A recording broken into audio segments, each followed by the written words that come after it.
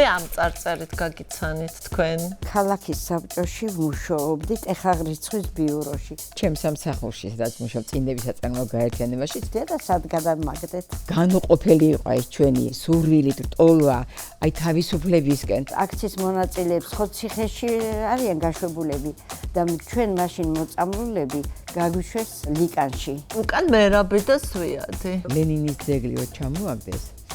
ჩემი დიდი დამსახურება. დედაჩემის პალტო ჩავიცი მოსახლეები ესე დავიხურე და ვაკრავდი იქ პროკლამაციები. მაგრამ ბრძოლა იქ მეტი იყო. აქციებზე ხო კარგად დადიხარო? მაინც გავალ, ოღონდ მქონდა ღმერთმა მომცეს ენერგია. ეს ჩვენ თავს ხდება ეს ამბავი? გამიწითლდა. რუსებს გაუსწარით. მანამდე თვალები ეხუჭა? მე ასე მეძახიან, მოვიდა ფერადი ბებია. ვოცნებობდი როგორც სიბერეზე. დადგა მოვიდა ეს დღე ნანატრი. მომავალი თქვენია და გამოდით და დაიცავით თქვენი მომავალი.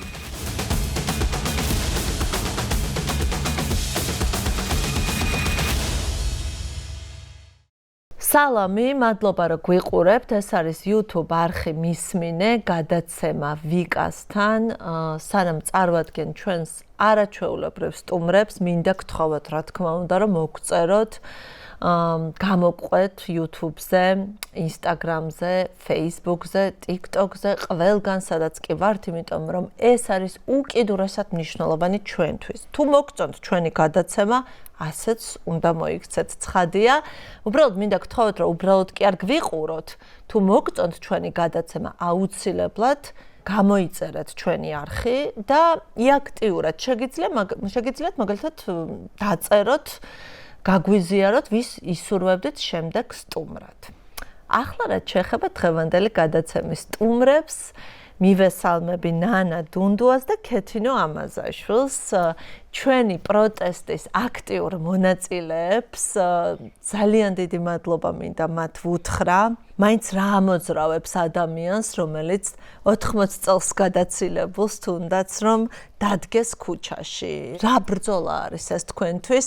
ამაზე მინდა ვისაუბრო, მაგრამ გარდა ამისა, თქვენ გაქვთ ძალიან საინტერესო ისტორიები, ძალიან საინტერესო ბიოგრაფია და მე მინდა რომ გავუზიაროთ ჩვენს მაყურებელს, ვინ დგას დღეს რუსთაველის გამზირზე, რომ იცოდნენ. დავიწყოთ ვისგან? ყოველთვის ქეთისგან. ქეთისგან. ქალბატონო ქეთინო. ვინ ხართ თქვენ მოგვიყევით პირველ რიგში? როგორია თქვენი ისტორია? მოქალაქე, რომელსაც უყვარს საქართველო, თბილისი, ვეტრფიალები ყველას, ვინც უმღერის თბილისს, საქართველოს, ვარ ჩვეულებრივი მოქალაქე.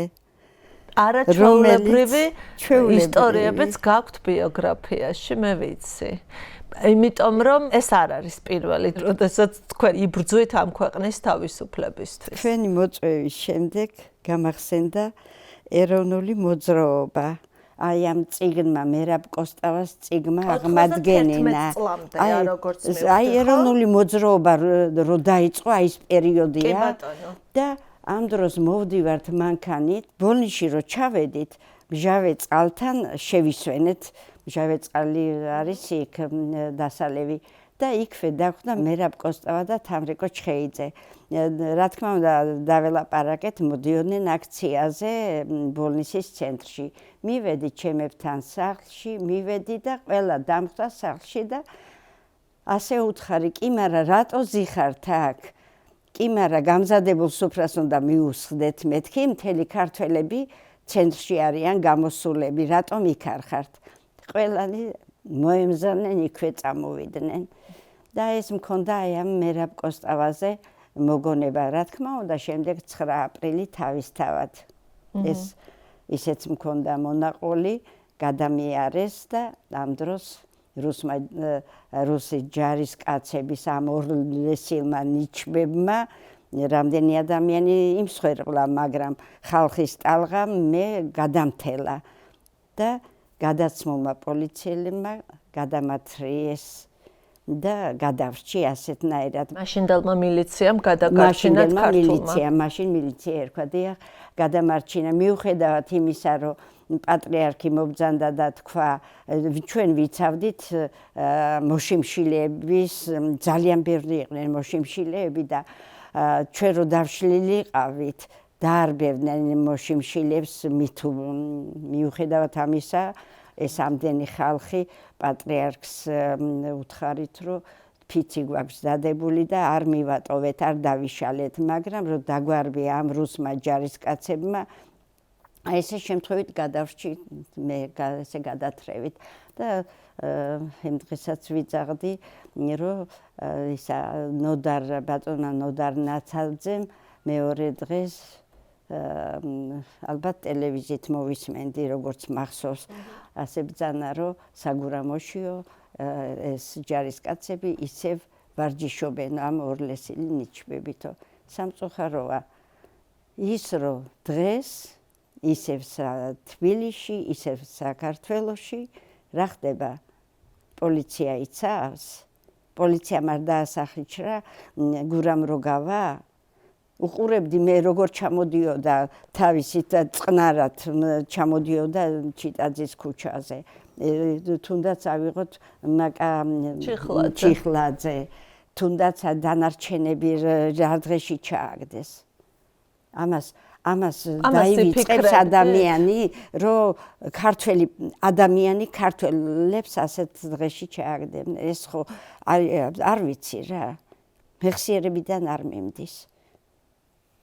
და ძალიან მიყვარს სხვათა შორის გადრე სხვა არხზე იყო მე რეფორმულაზე გადავიდა ძალიან მიყვარს კი მეც მიყვარს გურამს მოკითხვა იფიქრებდით ამას არ ვიფიქრებდი არასოდეს რომ კიდევ მოგიწევდათ რუსული რეჟიმის წინააღმდეგ ბრძოლა 2025 ამ რეჟიმს როგორღა ვიფიქრებდი რუსები აღარ არიან მეთქი ამას ნამდვილად ვერ ვიფიქრებდი და ძალიან ესე იგი გული მტკივა ისე რომ მეტი არ შეიძლება მივხედა აი იმიტომ ჩემმა შვილებმა იციან არ გეშინია მიდიხარ არ მეშინია თუნდაც აი ამ გადაცემას უყურონ რაც უნდათ ის დაწერონ რაც უნდათ ის გააკეთონ მაინც გავალ ოღონდ მქონდა ღმერთმა მომცეს ენერგია მაინც გავალ ავიღოთ ერთ რაღაცას გეტყვით კიდევ გავიმეორებ ამას ახალგაზრდების სიმცირეა და უყურებ ორი გოგო ზის და მომავალი ჩვენია თქვენ დალოცვილებო მოგმართავთ თხოვნით თქვენი მომავალს ვიცავთ ჩვენ თორე მე დღეს ვარ ხვალ არა ვარ ამის თქმა შეიძლება მომავალი თქვენია და გამოდით და დაიცავით თქვენი მომავალი თორე მე ჩემ მომავალზე და იმ პერიოდში მე საბჭოთა პერიოდში გავიზარდე და ესაძე გვენათასავეობოდა საიდანღაც მაშინ გავიგე ესაძისგან და მაგოჯახისგან რომ დაპყრობილი ვიყავით ისეთნაირად ვისწავლე სკოლაში 25 თებერვალი 23 თებერვალი არ ვიცოდი რომ დაპყრობილები ვიყავით წარმოგიდგენიათ არ ახლა და ისეთი განათლებულები არ იყვნენ ჩემი მშობლები რომ ესეთი განათლება მოეცათ რომ ასე ვიყავით დაპყრობილები ვზეიმობდით ჩვენ 7 ნოემბერზე პარადი იქნებოდა თუ რაღაცა სულ ყველაფერი ეს ძალიან საინტერესოა ეხლა რაც თქვით და აი სანამ გადავალთ ქალბატონ ნანასთან ანუ როგორ ისწავლებოდა სკოლაში ისტორია საქართველოს ისტორია რას ნიშნავს არ ვიცოდით რომ დაპყრობილები ვიყავით როგორ გაიგეთ და რას გასწავლიდნენ და არაფერი ლენინის სტალინის ამხელა დიდი სურათები მქონდა კაბინეტის თუ ისე სურათი კიდეც გავასაჩუქრე ისე ვიყავით აღზრდილები საბჭოურად ისეთი სიყვარული მქონდა სტალინის თქვენ წარმოიდგინეთ 56 წელს სტუდენტები რო დახოცეს მაშინ მე რა ვიყავი რამდენი წლის 56 წელს სადღაც 16 წლის ვიყავი სადღაც ხო და სტალინის გამო თქვენ წიროდი თქვენ წარმოიდგინეთ ბრეჟნევიც რო გარდაიცვალა მაშინაც განვიცილით რომ მშვიდობა აღარ იქნება და ესეთი ანუ თქვენც რეალურად ვიყავით აი ამ პროპაგანდის ცხელპლი როგორ მოხდა ეს გარდატეხა თქვენში როცა გამოჩნდა მერაბ კოსტავა და ზვიად გამსახურდი ასე არ არის? კი. ეგენი რომ გამოჩნდნენ სულ აი ესე ვიპარებოდი სამსახურიდან ეკონომიკის ინსტიტუტში ვმუშაობდი იმ პერიოდში ვიპარებოდი სამსახურიდან და იქ აქციებს ვესწრებოდი ჩემი შვილი იმას ამერიკის ხმას იქ ინგლისში რას გადმოსცემდა იმიებს უსმენდა ხო და მეც რაღაცას ვწერდი და მაგონდებოდა გორკის დედა და დედაჩემის პალტო ჩავიცი მოსახვევი ესე დავიხურე და ვაკრავდი იქ პროკლამაციები BBC-ს და იმის ჩემ ბიჭი რომ აწოდებდა მე იქ ვაკრავდი რომ არ შემიცნონ არ გადამიღონ მეთქი ფარულად მადლობა ქართულ ენაზე რა თქმა უნდა ქალბატონ ნანას მივესალმები კიდევ ერთხელ და მე სულ ვამბობ რომ ჩვენი პროტესტის ხერხემალი არიან მათ შორის ის ადამიანები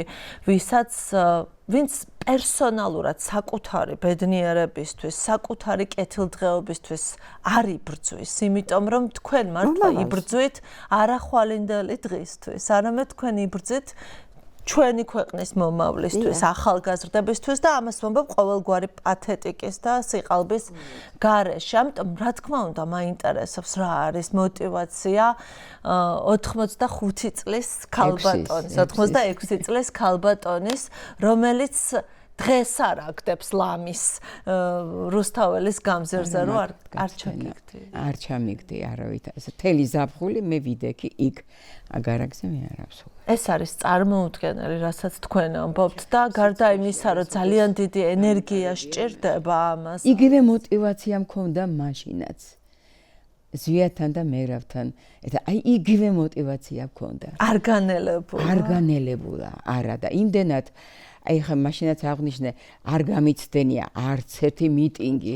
იმდენად ერთი ცხოვრებით ცხოვრობდით და იმდენად განუყოფელი იყო ეს ჩვენი აი ესეთი სურვილი ტოლვა აი თავისუფლებისკენ ეს ხო ოცნება იყო ჩვენი მაგრამ გვიხაროდა აი რომ ამას რო ვოცნებობდით და რაღაც იმედიც რო ქონდა აი რაღაცი აი ისიც კი გვახარებდა იმდენად ესე იგი ვიზუალურად მიცნობდნენ რომ ახლა ყოველ შენ დაძახილზე რომ დადგება ერთი და იგივე ადამიანი და მე უკვე შვილიშვილიც რომ მყავდა მერაბი შევეცოდებოდი და ცოტა ხან მე დავიჭერო ბავშვს ერთხო და აი ისეთი ის ქონდა სიახლოვე და მერაბთან და ზვიათთან რა თქმა უნდა იქ ქართული ფილმი რიყო კინოთეატრი ბურცელაძის ქუჩასთან კინორუსაველის გვერდით სარდაფში წითელი და მწვანე დარბა აი იქ იკრიბებოდნენ მაშინ ეროვნული მოძრაობიდან იქ ხდებოდნენ ერთმანეთს ხშირად ძალიან და გამოვიდოდა ზვიად ისეთი მორიდებით როგორი საყვარელი იყო როგორი კარგი ადამიანი იყო და ნანა ბოდიში რო ქალბატონ რა დროს როგორ გეკადება მე ვთხარ როგორც გინდა ისე მომმარტე მეთქი ზვიად როგორც ჩვენ თანატოლები ვართ მეთქი და როგორც გაგიხარდება ისე ხო და აი ისე ყავის საშუალება გვაქვს და აი შაქარიც რო არ ქონდაო ეხლა ყავაც გვაქვს და შაქარიც მეთქი და ეხლა მოგვიტუღებთ მეთქი ისეთი თბილი ურთიერთობა და რაც 9 აპრილის რა მეხით დაგვეცა და რაც დაგვემართა მსოფლიომ ხო გაიგო ყველაფერი როგორ გაგუდეს იმ რაღაც საწამლავებით ახალგაზრდა გოგო აი სუსტი გოგო რომ მივედით პანაშვიძე მაშინ არ ეტეოდა საწყალი მიცვალებული იყო ისე გასიებული ვერ ცნობდით ისე იყვნენ მიცვალებულები შეცვლილები რა იყო ასეთი ჯერ ჩვენ კინოთეატრი მაშინ რუსთაველში რამდენი შემოასხეს და კი ვიყავით ზემოთ, მაგრამ მაინც არ გვსიამოვნებდა. მაინც რაღაც დარეტიანებულებით იყავით, მაგრამ ძალიან ბევრი იმ საღამოს ერთი ახალგაზრდა ბიჭი ყავდა ეროვნულ მოძრაობაში პატრიოტას ვეძახდით, ისე იგი მოსული ვაჟკაცი და მეუთხარი. პატრიოტა. ხო და მეუთხარი გეხვეწები.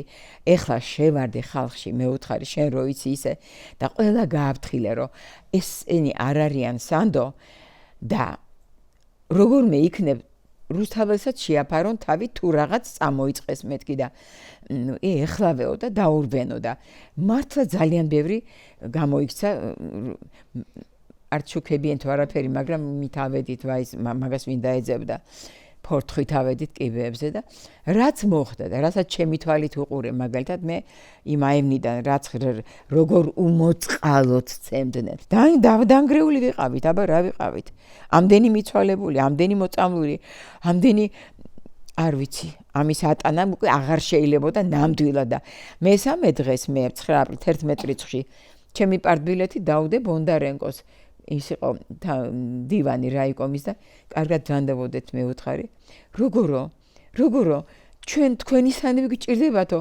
არა აი ჩემი სანები თქვენ აღარ გჭირდებათ მეუთხარი კარგად იყავით ესეც შეცდომა იყო მეუთხარი რომ საერთოდ შემოვედი ამ რიგებში და ბოდიშს ვიხდი ამაზე ყველას მოვხდი მეთქი ბოდიშს რომ თქვენი წევრი ვიყავი მეთქი და ძალიან დანაშაული თვლით ჩემთან მეთქი რომ დამნაშავე ვარ ამ ამბავში და კიდე ორჯერ სამჯერ მომაკითხეს კიდე რომ გადაიფიქრე და არა რაზეა ლაპარაკი და ძალიან აქტიური ყავი ქათასაჭოს თავმჯდომარე წითელი ჯვრის თავმჯდომარე ყველაფერი მე ვიყავი მეგობარი მყავდა უნივერსიტეტში გერმანულ ფაკულტეტზე მუშაობდა კითხულობდა და დამირეკა სამსახურში ერთ დღეს მითხრა ნანა გვიშველე რამე და სადახარ არა სახში არა ვარო უნივერსიტეტში ვარო და ენას გვართმევენ გოგო და რა ვქნათ ხალხია საჭირო ჩვენ უკვე გამოვდივართ ვინცა ვართო ხო და შევარდი მაშინ წინდების საწარმო გაერთიანებაში მუშაობდი დეიდა ჩემის დროინდელი აშენებული იყო დირექტორი 30 წელი თვითონ მუშაობდა და მაშინ არ იყო დირექტორად მაგრამ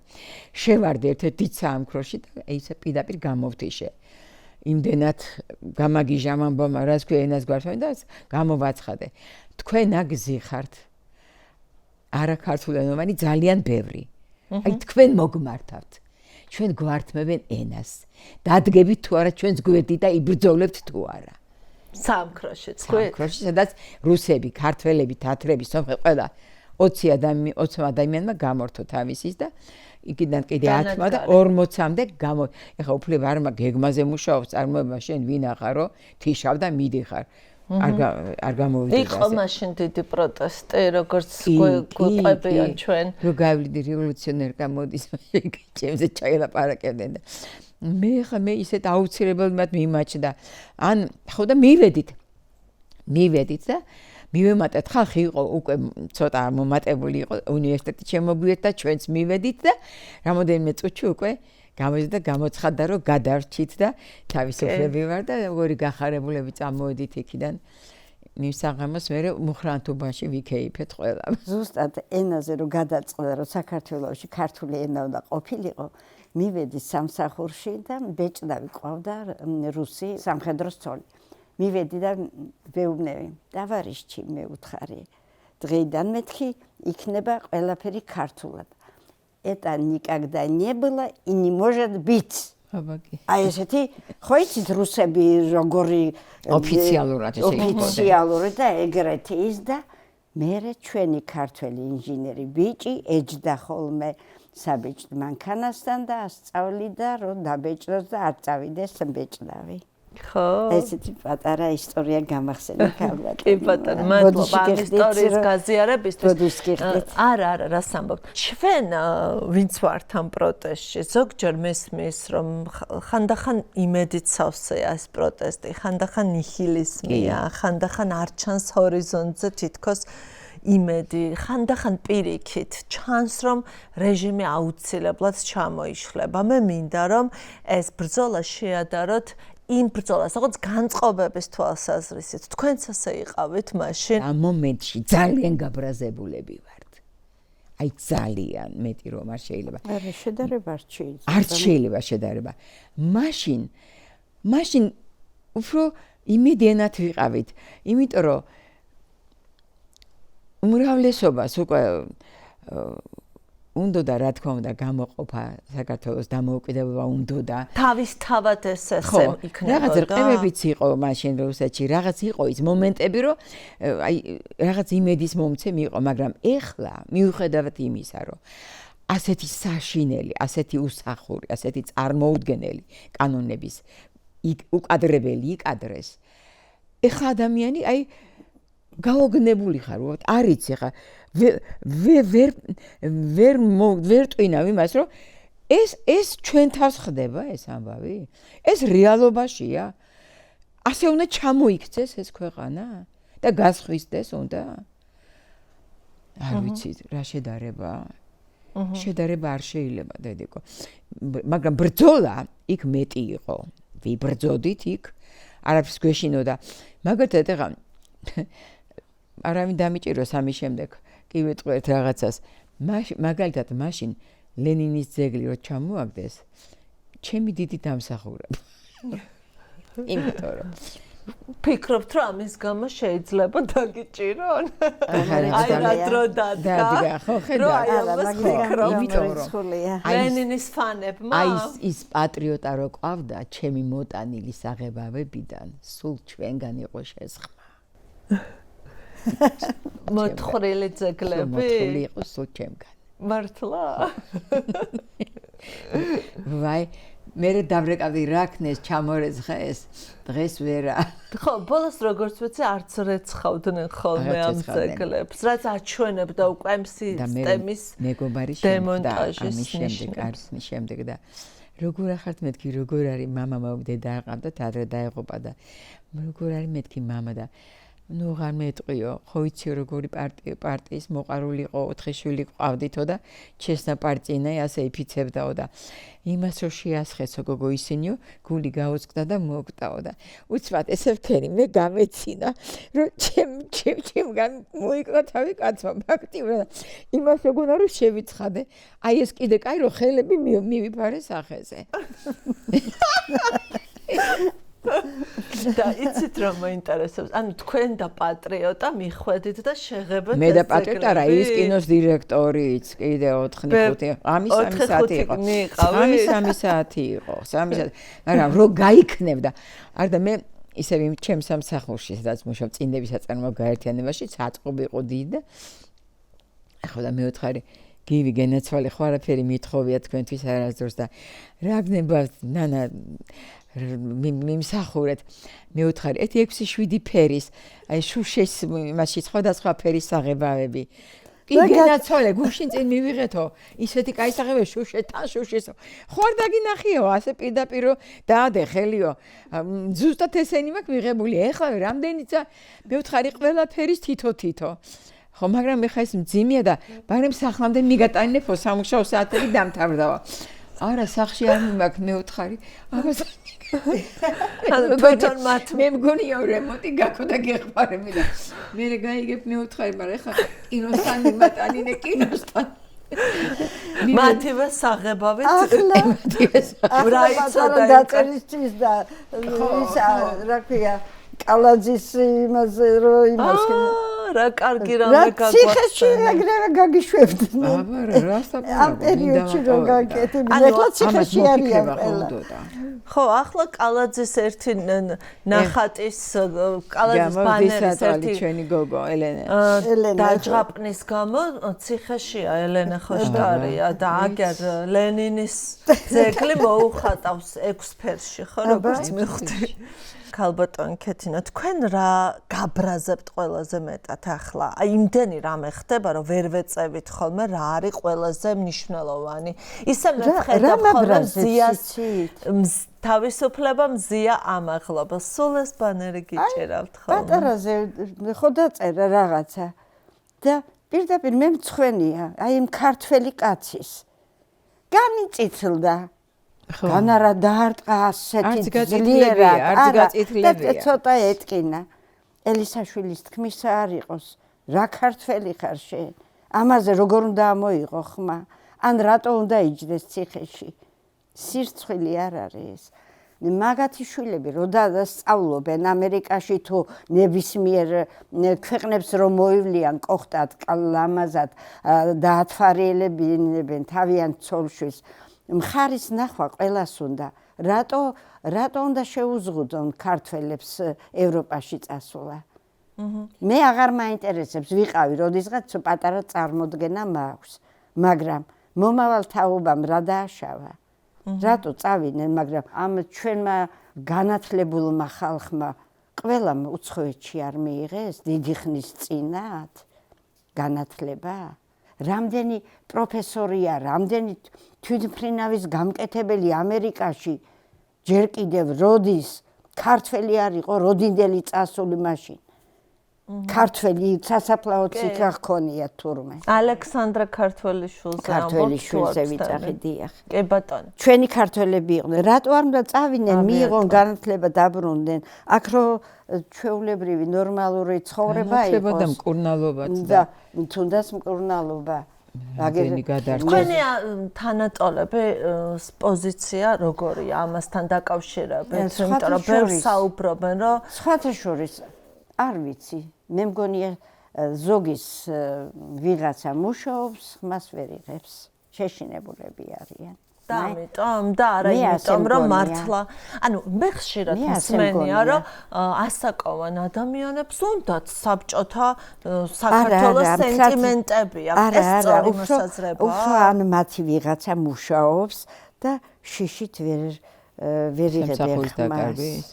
ვერ იღებ ხმას რომ არ გაანთავისუფლონ ცოტა გაანთავისუფლა კალაძემ შეაშინეს ომი გინდა ხო და მშვიდობა პუტინს არ სალია თორე კარგად მოვიდოდა ისევე საქართველოს დასაპყრობად. რა შეჭირდება დაპყრობელია რა. ესენი სულ იმას იძახიან რომ თითქოს ესენი იცავენ მშვიდობას. ქალბატონო თქვენი ასაკის ხალხსაც მინდა გკითხოთ თქვენ რას ფიქრობთ? აი ნუ ყველაზე ხშირად რაც გამიგია. აი მე რო ვაკეთებ ხოლმე ქუჩის გამოკითხვას და ვეძებ მაგალითად ქართული ოცნების ხარდამჭერს უფრო მაინც მივდივარ ასაკოვან ხალხთან. მგონია რომ იქ უფრო ვიპოვი. მაგრამ ყველა უკმაყოფილოა. ვერ ვიტყვი რომ მაგრამ მგონია რომ ცოტა დაჭარბებული არის ცნობები იმის შესახებ, რომ ასაკოვანი ხალხი ყველა ქოცია. მე ვერ ვიტყოდი ამას. თქვენგან მაინტერესებს. არა, ქოცი არ არის. ადრე ტრანსპორტში ვერ ბედავდა ბევრი ხმის ამოღებას. ეხლა ერთი პატარა თუ ვინმეს რაღაც დაცდა მთელი მარშრუტკა თუ ავტობუსი ალაპარაკდება და ყველა გამოხატავს უკმაყოფილებას. ყველა. მართლა ისა ეგ მეც შევამჩნიე. ყველა. მე მიყვარს ძალიან ტრანსპორტის სიარული. მეც ძალიან მიყვარს და რაღაც კამათში ქალბატონმა მითხრა მაინცო ამ არაბებმა რა დაგიშავესო? აუ ნუ მეტყვით არაბებზე არავინ არაფერს ხმას რო აღიღებს გვიჟდები. არაბებზე მეუთხარი ხო? ეს რა შეკითხვა და რანაირ როგორ დამისვით ეს შეკითხვა მეუთხარი. თქვენ ხო ქართველი ხართ მეთქი თქვენ ქართველი ვარო. მეუთხარი იცით რომ გუნიოში რამდენი ჰექტარი მიწა მეუზომეს მეუთხარი და როგორ ჩახუტებული არიან ამ მიწებს მეუთხარი და ეს ქალაქები რო აშენდება არ გაგიკვირდეთო თქვენი შვილთა შვილები მოახლეებად შერჩეთ იმათ მეუთხარი არაბებს მოახლეებად მეთქი და უმცირესობაში ვიქნები თუ უკვე არა ვართ იყო მოსახლეობის აღწერა და რატო არ გამოგვიცხადეს მეუთხარი რამდენი ვართ ქართველები ჯერ არ გაგვიგია იმიტომ რომ რაღაც ვერ არის საქმე თლად კარგად და ამ მიწების ასე გაყიდვამ საერთოდ დააქცია ქვეყანა მე ასე ვფიქრობ და მიკვირს რატომ არ გამოვიდა და არავინ არ ასთქვა ამ ნაკვეთების გაყიდვაზე აი ეს ამაზე ვარ ძალიან არა ჩვენ ტელევიზიებში ხშირად არის ამ თემაზე ლაპარაკი როგორ არის როგორ TV პირველზეც იმაზეც ყველაფერს არ მომისმენია თარხან მოურავს მოусმინე მხოლოდ მიუხედავად იმისა ქალბატონ ქეთინო მე მაინტერესებს თქვენი ოჯახური მდგომარეობა და სახლში რას გეუბნებიან ხოლმე აქციაზე რო დადიხართ ისინიც დადიან თქვენი ოჯახის წევრები დადიონენ სულ ერთი შვილი მე რაც ვიცი ზუსტად მეორე ბიჭი მყავს აქციებზე კარგად დადიხარ და დარდობენ თქვენს ჯანმრთელობაზე ხო და ეგ ხო შეგიძლია წასვლა თუ იძახი რომ ცუდად ვარ სანუ რას გეუბნებიან თქვენ რო წუწუნებთ ხოლმე ცუდად ვარ რომ აქციებზე ხო კარგად დადიხარ და ესე გეუბნებიან რამდენი შვილი გყავთ ორი შვილი მყავს და შვილთა შვილები მყავს 3. ერთმანეთზე უკეთესები. და 2 შვილი. 2 შვილი. მათთვის გახართ რუსთაველის გამზირზე ეს მათი ბრძოლაა? მარტო მაგათთვის არა, ყველასთვის. მომავლისთვის. უფრო მომავლის საქართველოსთვის. დროს საქართველოს დარჩე საქართველოს. მოდით ახლა ჩვენ ვისაუბროთ პენსიონერებზე.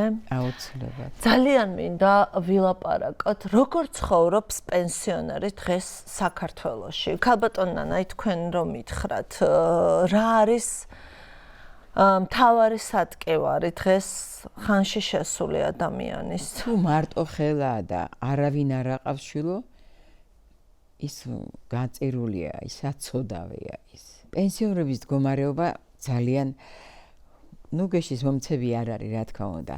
აი ისე ეკონომიურად არიან. აი თითო პამიდორს 2 კარტოფილს რო იყიდის მაგალითად. აი 3 ხავს, აი ასე ცოტობით. ბორჯომის სადგურს ეძახიან, იქ ბაზრობა ყოფილა შაბათობით.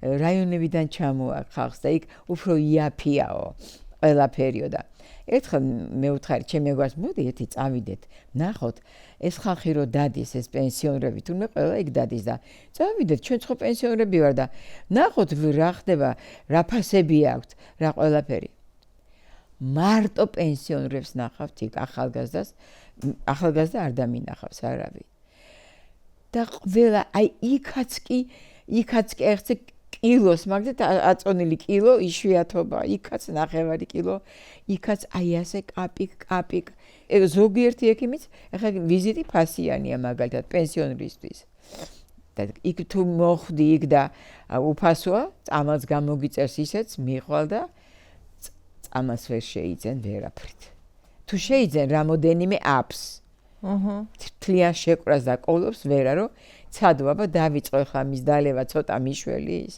8 ცალი მომეცით ჯერჯერობით რამდენს უთქვამს 10 ცალი მომეცი და ნახავ ცოტა თუ მიშველა მე კიდე ვიყიდი ხშირად ვარ სულ აფთიაქში ვარ და ხვდები ასეთ ხახს რომ ითვლის ამ ხურდა კიდე სადღაც გონია რომ კიდე სადღაც აქ ჩარჩენი და რა იყო ხო არ შემოგაკლდა ვიტყვი ხა მეც გადასაყრელი კი არა მაქვს და იმდენი კი არა მაქვს მაგრამ ალბათ იმაზე მეტი მაქვს რომ მე ჩემი შვილი მეხმარება და ჩემი პენსიაც რომ მაქვს ალბათ ვფიქრობ რომ ამას არ ყოფნის აი რამდენჯერ ბევრი აფთიაქის ის მიცნობს თანამშრომელი და ლოცავს ხოლმე ვერ ყიდულობენ უკან ბრუნდებიან ან ეტყვიან აი რამე თუ არის დაბალ ფასში მსგავსი ოდნა მაინც რაღაცა შველა რომ მომცეს მე სულ ვუყურებ ხოლმე ვიდეოებს როგორ მოგზაურობენ პენსიონერები ევროპულ ქვეყნებში ევროპელ პენსიონერებზე ვამბობ სულ ხდება ხოლმე აეროპორტებში ჯგუფი პენსიონერების ვინც მოგზაურობს რამდენჯერ მიფიქრია რომ აი რატომ არ შეიძლებოდა რომ ჩვენ მოხუცებს ქონოდათ ასეთი ცხოვრება რომ ემოგზაურათ როგორ სიბერეზე ოცნებობდით როგორ სიბერეზე როგორ წარმოგედგინათ თქვენი საპენსიო ასაკი ერთად ყოფნა შვილების ერთად ყოფნა მაგრამ მოხდა ისე რომ იქ ბინა დაკარგეს იქ ესა და მე თუ მე მქონდა დაუნაწილესავით ასე გამოვიდა და ეხლა ვფიქრობ რანაირად გინდა რომ იყო არ ვიცი რთულია უკვე რთულია რა თქმა უნდა ვერციოც ფული რო გქონდათ ბევრი რას გააკეთებდით ფული არაფერს არ გავაკეთებდი არც მაინტერესებს უკვე ასე ისეთ ასაკში ვარ რომ აღარ მაინტერესებს მე მხოლოდ ურჩევ ჩემებს ბოლო კაპიკებს რო ასე ხმარობთ ამ სიტყვას ხო ნუ დახარჯავთ კონდეთ ხვალ იქნებ ფეხი გადაგიბრუნდათ მაგრამ არ ისმენენ დღეს არავინ არ ესმის ეს მე ხვალის დღეზე სულ ვფიქრობდი ყოველთვის არასდროს არ მელეოდა ახალგაზრდებს და თქვენი ასაკის ადამიანებს აქვთ გაუცხოება ერთმანეთში როგორ ფიქრობთ, ეს როგორი თაობაა, თქვენი თაობა და ახალგაზრდების თაობა? არა, ეხლა ესენი ერთ ენაზე მეტყველებთ თუ ნაკლებად? არა, ხვალის დღეზე არ ფიქრობენ, დარიგება არ აინტერესებთ. თითქოს ყველა ერთნაირია. ყველაზე რთული პერიოდი რომელი იყო 90-იანები თუ საბჭოთა საქართველო თუ 90-იანები ხო ხო ალბათ ეგდია პურის საყიდად 10 გაჩერება უნდა გაგვევლო ფეხით სად იყო ტრანსპორტი ხრუშჩოვის პერიოდი რომელი წლები იყო ეს იყო მანამდე 90-ამდე არა მანამდე იყო კი ეს იყო 64 წელი გორში ვსწავლობდი, იქ მოვეწყე პოლიტექნიკური ინსტიტუტის ფილიალში და ქალაქის საბჭოში ვმუშაობდი ტეხაღრიცხვის ბიუროში. დედა სად გადამაგდეთ? ხრუშჩოვის ეპოქაში. რამდენი წლის უკანდელ ამბავში.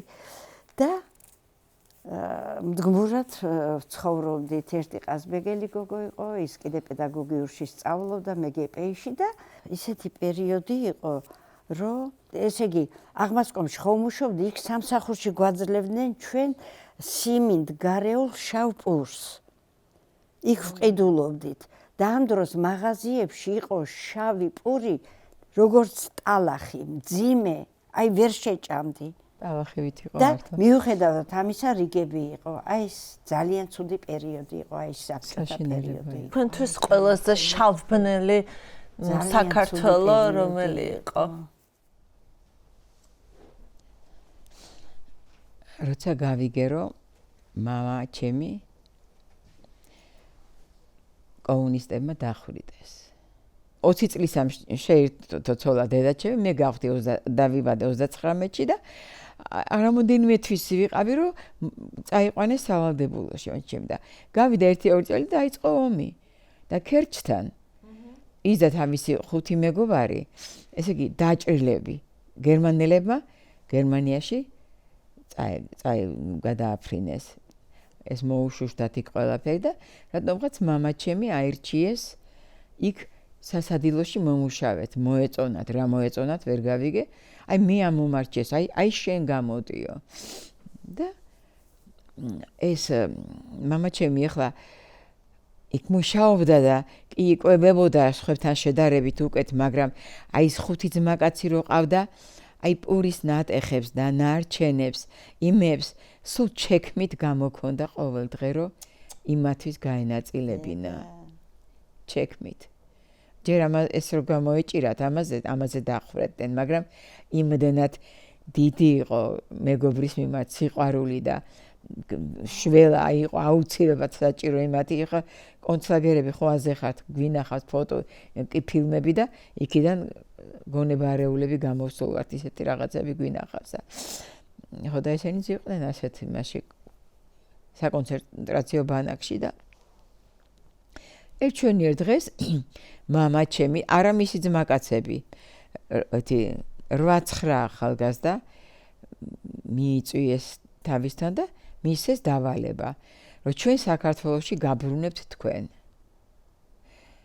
მაგრამ დავალებით ჩვენ მიგვაჩნია რომ თქვენ სანდო ხალხი იქნებით ჩვენთვის ჩვენ ხო ხედავთ რომ ცოცხლები ხარ და არ დახურდეთ და არ მოკალით და აი რუკა აქ არის რამოდენიმე ასაფეთქებელი უბნები სოფელ სულორთან დინარე სულორთან ღამით ესენი ჩამოყარეს თვითფრინავიდან პარაშუტებით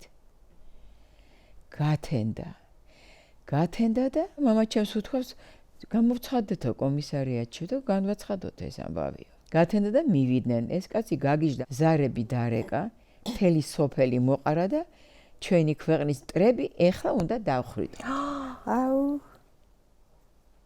და 23 წლის მამა ჩემიც და იქაური ყვება მე იქ რა ისინი მაგ ჩატარებული მე პანაშვიდები და რეები იმიტომ რომ ცალკე ამოთხრა ის აღარ შეიძლებოდა იმათი ერთად რო ჩაყარეს ყველა რომელიღაც ერთი ოჯახის ეზოშია ეხლაც მე გავაკეთეთ გვარები ყველაფერი ვინ არის დაკრძალული ყველაზე პატარა მამა ჩემი იყო ხო და ეს არავინ გამომეხმაურა მე წავედით ისეთი სხვადასხვა სასულე ორკესტრით წავედით, რომ მაშინდელი გამარჯვების სიმღერები დაეკრათ. თვითონ ახლა ისინი რას გაიგებდნენ, მაგრამ სოფელსაც რომ გაეგო, რომ პატრონობით რაც არ იყვნენ. რები არ მაგადატანილი და გამოცხადეს რეაბილიტაცია და ყველა მილოცავდა და ნანა ჩვენ ვიცოდით რომ ეს უდანაშაულები ყველა მაგრამ მაინც იარაღი რო ქონდაო და ისა და ვიყიდე მე სამახსოვროდ ეს ბეჭედი ვიყიდე და თქვენ იყავით პრინციპში სამშობლოს მტრის შვილის იარაღი ჰქონდათ და ეგ რას ნიშნავს? ყველა ისინი ვინც იქ ჩახოცეს და რას ნიშნავს ეს? როგორი იყო თქვენი ცხოვრება ამ იარაღის ქვეშ? აი ბიძაჩემი გპ-ის ლექტორი იყო და დედაჩემი ძმა ხათაშორის და მეტყოდა რომ ნეტავი შენ ეს იარაღი არ ქონდეს ჩემო შვილო ეცოდებოდი მოვდი მე ხო რაფერი დამიშავებია და რა ვქნა და თქვენ მართლა გეგონათ რომ თქვენ მამამ რამე დააშავა?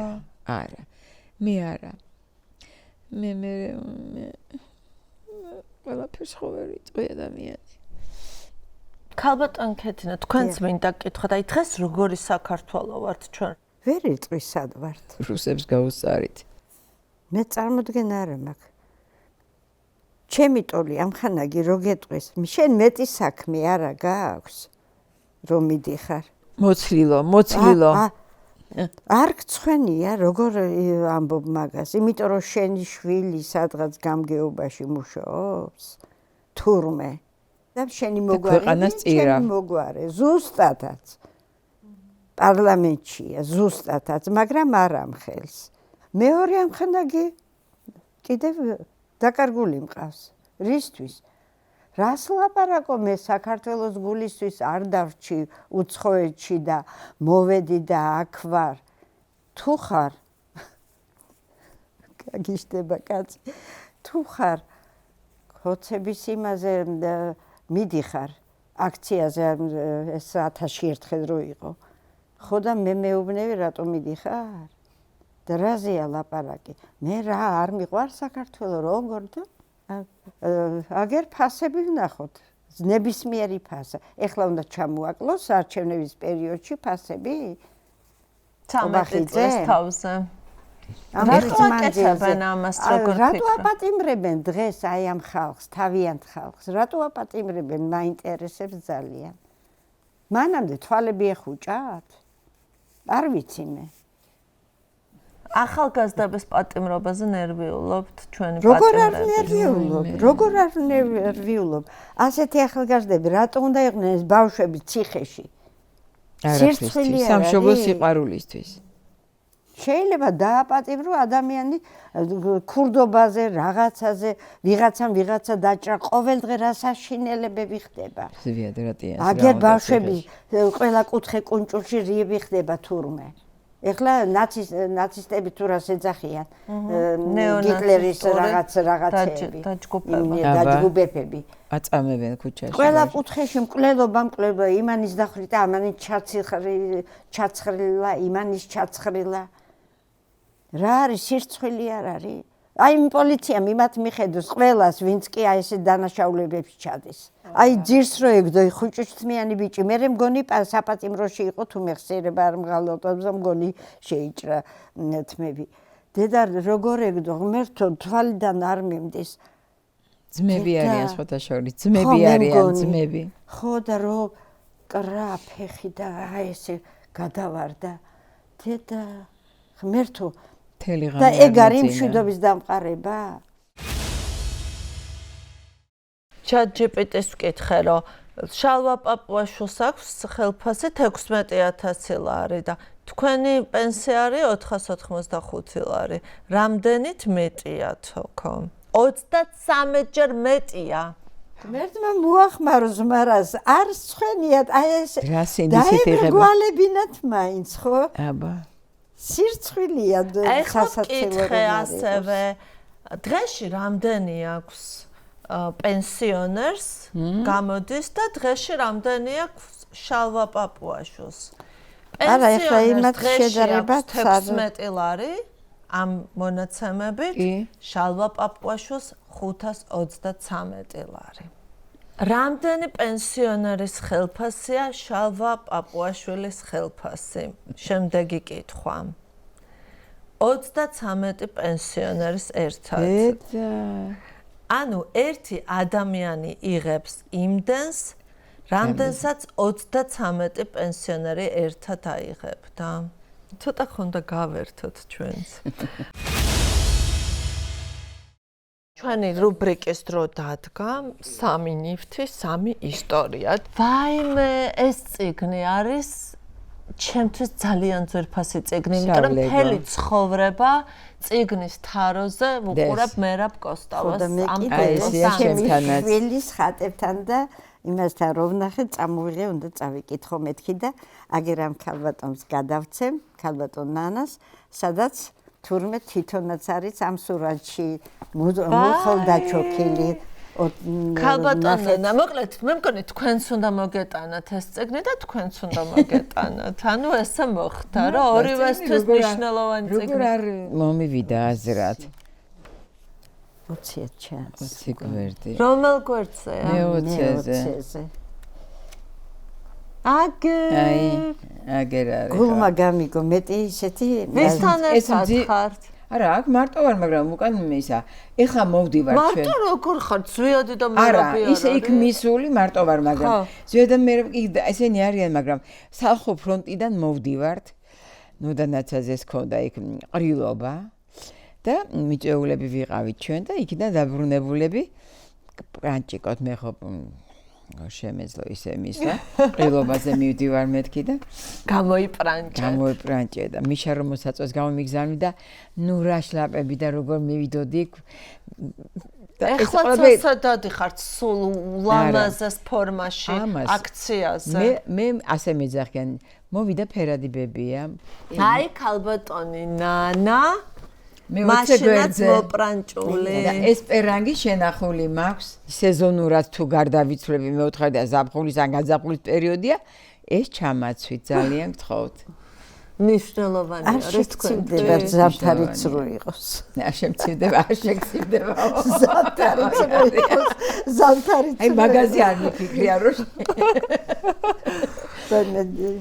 და ეს უკან მერაბი და ზვიადი. მე არ ვიცი ოჯახი, სადაც აი ეს წიგნი გარედან ყოფილიყოს ზუსტად, აი ესეა ჩემთანაც. ეს არის ის წარწერები, რაც გიჭირავთ ხოლმე ყოველთვის, როცა გახართ რუსთაველის გამზირზე. საერთოდ დიახ. ეს რა თქმა უნდა, ეს 9 აპრილს მქონდა. ეს 9 აპრილს მქონდა. ვა.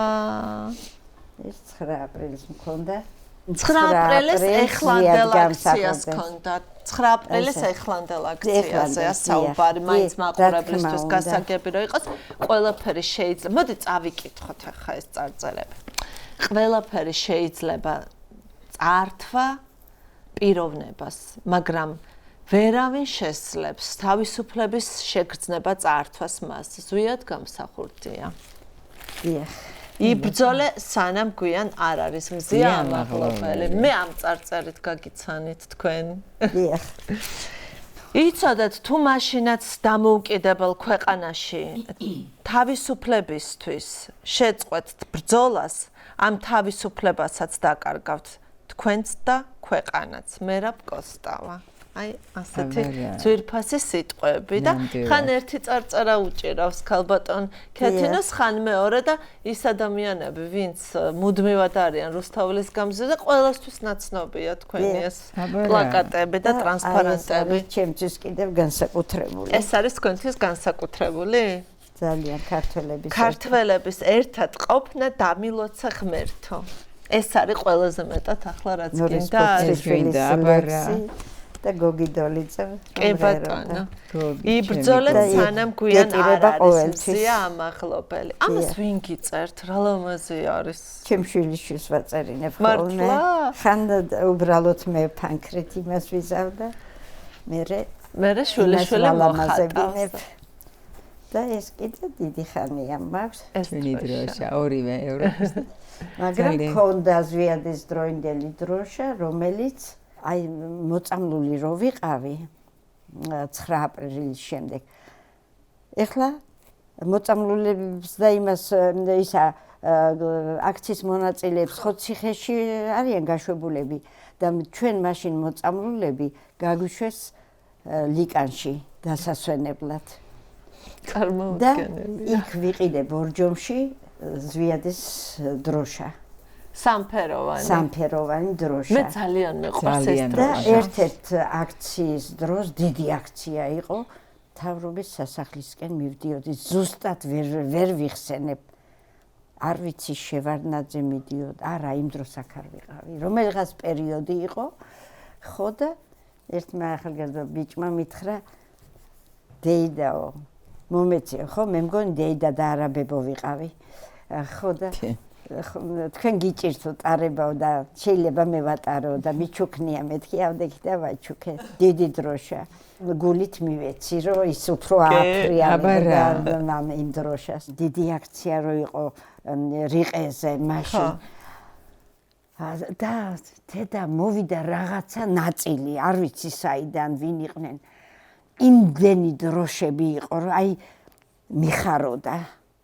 და აი მომწონს რომ აი თუ რო ფრიალებს დროშა ძალიან მიყვარს. ძალიან დიდი მადლობა. ანუ თქვენთვის დროშა უნდა ფრიალებდეს. აუცილებლად. მანამ შევეძლება და ვაფრიალო. აბარა, სხვა გზა არ არის. ოღონდ მიზანს მიაღწიოს ქართველმა ერმა. ქალბატონო, თქვენი ჯერიც დადგა. ნივთი რომ ძალიან ძველია და ნივთი რომ 88 წელს არის დაწერილი, ამას მოწმობს ფურცელი. ხო? აი ესე ვინახავ. ესე იგი, როცა ძალიან გამიჭირდებოდა, პოეტივით ავდგებოდი, ფანქას მას მოვზებნიდი ხელად საწერკალამს და დავწერდი რიცხვს და იმას ახლა აი რაც მომივიდოდა აზრად და დავშვიდებოდი რა აი მე ვითომ რაღაც შევინახე მე დავაფიქსირე უკვე ეს ამბავი და ვინახავდი ესე კაცის შვილს რო არ წაუკითხე ესენი არც ერთი და ეხლა ნანო რატო საქვეყნოთ არ ვარშევოდი მეთქი ეს არის ნოემბრის 88 წლის ესე იგი მე რადგან იქვე ახლოს ცხოვრობდი პარლამენტთან და მე არ შიმშილობდი შვილი შიმშილობდა ჩემი ამიტომ მე ვიყავი იქ ცხელი ჩაის მიმტანი იქვე ცხოვრობდი მესამე სახლში მე მიმქონდა და აი რაც მიმქონდა და რასაც მე ვიყავი ვემსახურებოდი მოშიმშილეებს ეს ნოემბრის თვეში 88 წლის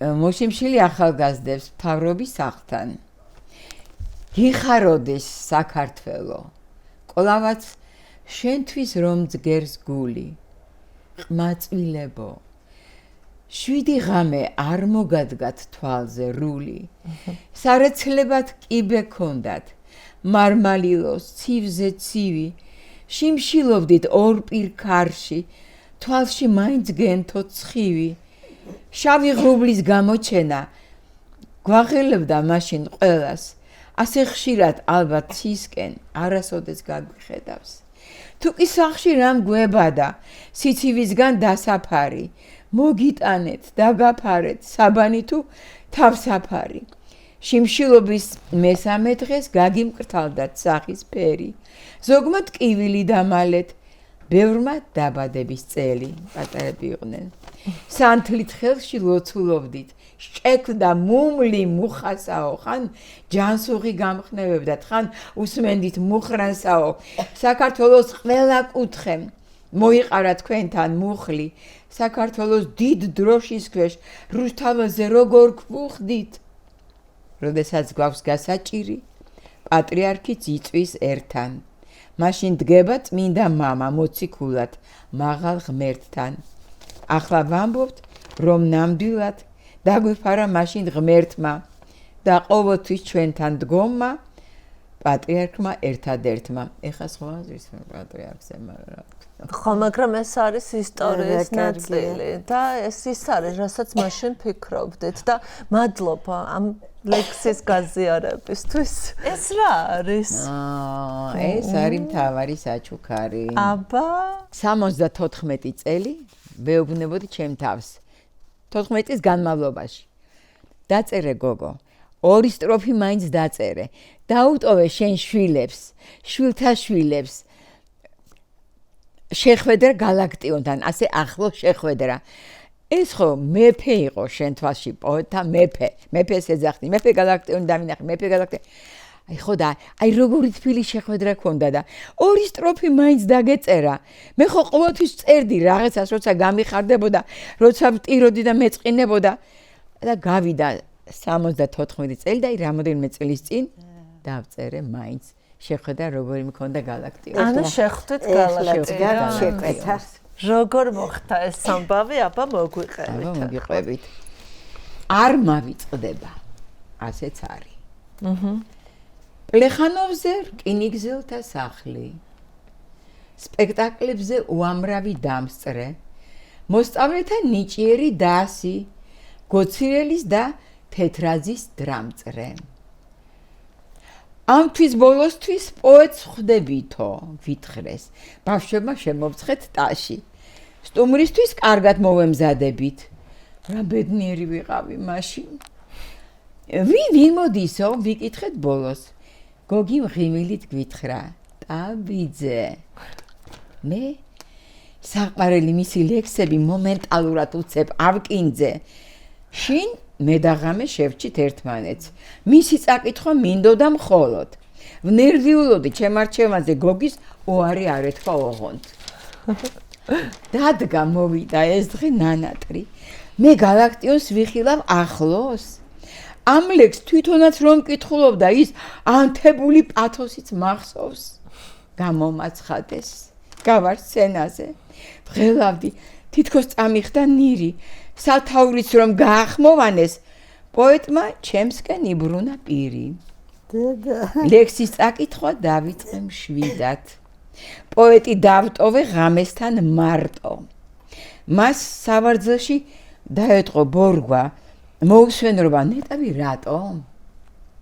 სცენაზე ჯდომი წამოხდა უცებ. ჩამიკრა გულში, შუბზე მაკოცა. მადლობა შვილო, ამ წაკითხულმა ამაღელვაო და გამაოცა. აღფრთოვანება რომ ვერ დამალა, ამაზე უდაოდ თანხმდებით. არ მავიწყდება.